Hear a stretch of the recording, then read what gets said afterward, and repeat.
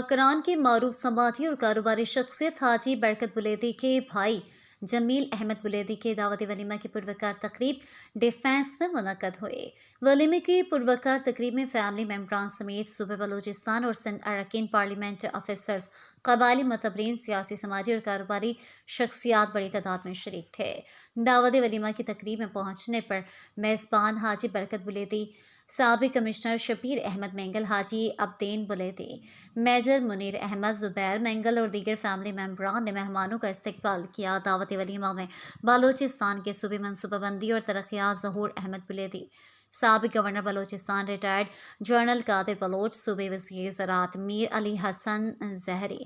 national assembly के member Haji Malik Shah Gurgej, Sindh assembly के member Yusuf Baloch, MNA Usman Badini, colonel Farooq Baloch, district chairman Kech Mir Hutman Baloch, रुकन सूबे असम्बली असगर रिंद मुशीर फिशरीज हाजी